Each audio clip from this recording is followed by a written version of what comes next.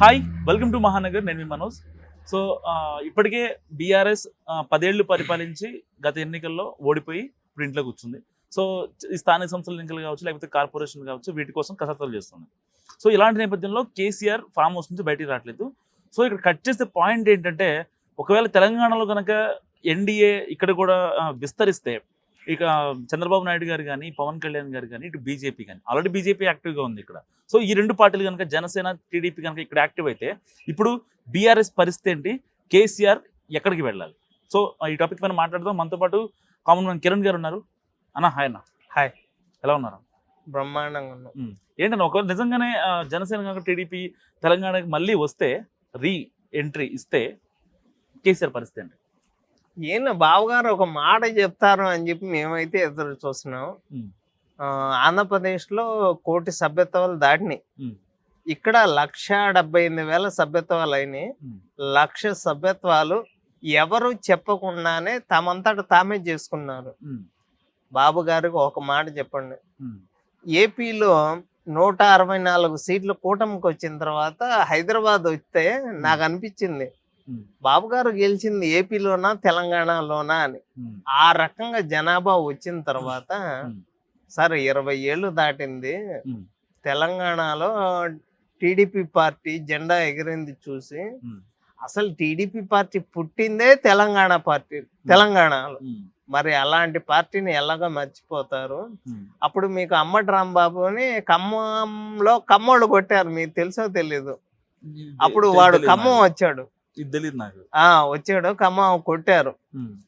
ఏం లేదు, బాబు గారు ఒక్క మాట చెప్తే 28 ఎలక్షన్లో తెలంగాణలో టీడీపీ జెండా ఎగిరే విధంగా, ఏం అది కూటమిలో భాగం కావచ్చు, ఏదైనా కావచ్చు, టీడీపీకి నా వంతుగా నేనైతే సపోర్ట్ చేస్తాను. ఇక్కడైతే జెండా ఎగురుతుంది. ఇక్కడ కొంతమంది అనేది ఏంటంటే, ఇప్పుడు ఇక్కడ అంటే పార్టీ గ్రౌండ్ లెవెల్లో కాస్త యాక్టివ్గా తీసుకెళ్లే నాయకుడు లేడు, నడిపించే కార్యకర్తల లెవెల్లో కానీ, లేకపోతే మండల స్థాయిలో కానీ, జిల్లా స్థాయిలో కానీ కార్యకర్తలు ఉన్నారు, నాయకులు లేని మాట వాస్తవం. ఒక రథసారథి అయితే కావాలి కదా, ఖచ్చితంగా కావాలి కదా. ఇప్పుడు ఇంతకుముందు జ్ఞానేశ్వర్ గారు వచ్చారు, వెళ్ళిపోయారు. మళ్ళీ మాట చెప్పనా, ఈ రోజు బీఆర్ఎస్ పార్టీలో ఉన్నోళ్ళు కావచ్చు, కాంగ్రెస్ పార్టీలో ఉన్నోళ్ళు కావచ్చు, అందరూ కూడా ఎక్కడి నుంచి వచ్చారు మీరు ఒకసారి చూడండి. ఎగ్జాక్ట్లీ, ఎవరు ఒప్పుకున్నా ఒప్పుకుపోయినా ఒక్క మాట బాబు గారిని రేపు 28 ఎలక్షన్లకి టీడీపీ ఇక్కడ పోటీ చేసిద్ది అనే మాట చెప్పండి. మీకు ఇక్కడ ఎంత మంది వస్తారో. ఆల్రెడీ గుంటూరులో ఇప్పుడు ఏం లేదు, అసలు ఒక్క మాట బాబు గారు చెప్తే అందరూ వస్తారు, నాయకులు వస్తారు. ఇప్పుడు కార్యకర్తలు అయితే, ఇప్పుడు సార్ కార్యకర్తలు అనే వాళ్ళు ఎంత స్ట్రాంగ్ అంటే, కష్టాల్లో ఉంటే కద్దరు చొక్కాలు రావేమో కానీ కార్యకర్తలు మాత్రం కంపల్సరీ. టీడీపీ పార్టీ కష్టాల్లో ఉంది అంటే కార్యకర్తలు ఎప్పుడు ఉంటారు. కానీ ఇంకో మాట చెప్పమంటారా, కానీ అధికారం వస్తే అలాంటి కార్యకర్తల్ని టీడీపీ పట్టించుకోదు. అవును, అది కూడా మైనస్. అది కూడా చెప్పాలి, నేను 90లో జరిగింది అదే. అసలు ఇప్పుడు కూడా జరుగుతుంది, అది మీకు తెలుసో తెలీదు. టీడీపీ పార్టీకి ఇప్పుడు నేను కార్యకర్తలాగా నేను ఒప్పుకుంటా, అలాగే టీడీపీ పార్టీ చేస్తున్న తప్పులు కూడా నేను చెప్పాలి.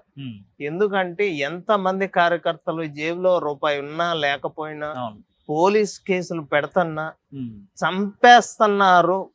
ఇంటి ముందు మాచర్లలో పేక్ కోసేటప్పుడు జై జగనాను వదిలేస్తామంటే జై టీడీపీ అన్నాడు, చనిపోయాడు. కరుడు గట్టిన మీరు తీవ్రవాది, టీడీపీ తీవ్రవాది అనుకుంటారు, ఉగ్రవాది అనుకుంటారు, ఏమనుకున్నా కానీ టీడీపీ పార్టీకి మాత్రం కరుడు గట్టిన కార్యకర్తలు అప్పటికి ఇప్పటికీ ఎప్పటికీ ఉంటారు. కానీ అలాంటి కార్యకర్తల్ని టీడీపీ ఎందుకు గుర్తించదు అనేది మా బాధ. మీకు ఇంకో విషయం తెలుసా, బడ్జెట్ లో కమ్మ కార్పొరేషన్ ఎందుకు పెట్టరు అనేది నా doubt. BC corporation, SC corporation, ST corporation, OC corporation, Kamma corporation ఎందుకు ఉండదు? రెడ్ల పార్టీలో రెడ్లకు న్యాయం జరిగింది, జనసేనలో నాయుళ్ళకి న్యాయం జరిగింది, కమ్మ పార్టీలో కమ్మోళ్ళకి న్యాయం జరుగుతున్న మాట వాస్తవం. ఇది కూడా ప్రజల్లోకి వెళ్ళాలి. అవును, వెళ్ళాలి. కమ్మోళ్ళందరికీ న్యాయం జరిగిందా కిరణ్ అంటే జరగల తెలియాల. నిజంగా కమ్మోళ్ళందరూ కూడా టీడీపీకే ఓటేశారా కిరణ్ అంటే కొన్ని ఊళ్ళు చెప్తా. ఆంధ్రప్రదేశ్లో కరుడు గట్టిన కమ్మోళ్ళు, కందుకూరులో కమ్మోళ్ళు టీడీపీని నమ్మరు. అలాంటి ఊర్లు చాలా ఉన్నాయి ఏపీలో. ఎందుకని ఏరు అంటే మరి బాబు గారు తెలుసుకోవాలా. అంటే అందరు అంటారు టీడీపీ పార్టీ అంటే కమ్మ పార్టీగా అంటారు. టీడీపీ పార్టీ అంటే ఎప్పటికైనా బీసీల పార్టీ కానీ కమ్మల పార్టీ కాదు అనేది నా ఉద్దేశం. అది అందరికీ తెలుసు. కానీ కమ్మ వాళ్ళుగా మేం పడుతున్న బాధ ఏందో నేను కూడా చెప్పాలిగా.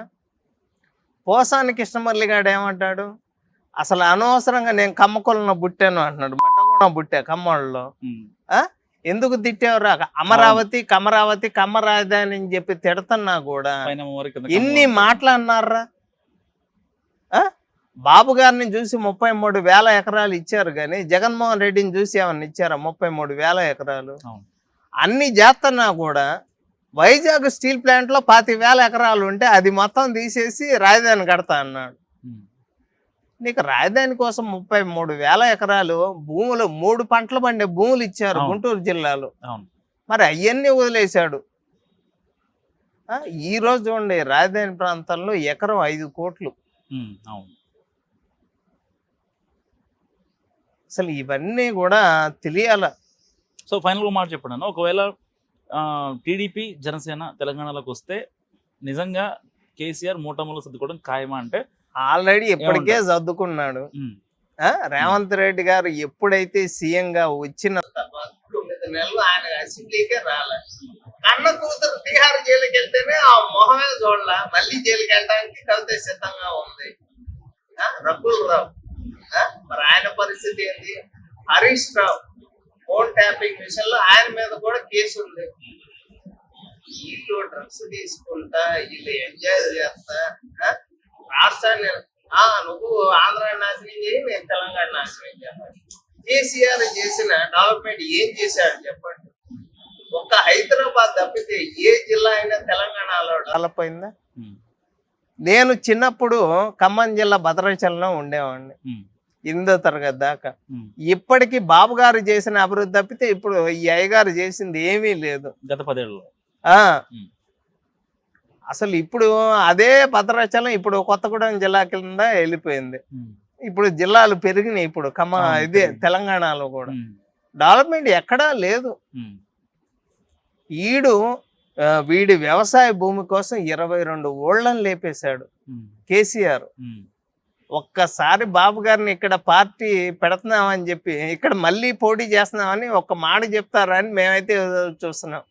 అసలు కరుడు కట్టిన టీడీపీ కార్యకర్తలు తెలంగాణలో కూడా బాబు గారిని ఈ మాట ఎప్పుడు చెప్తారా అని చెప్పి ఎదురు చూస్తున్నాం. సో ఇది కిరణ్ గారి అనాలిసిస్. చూస్తూనే ఉండండి మహానగర్.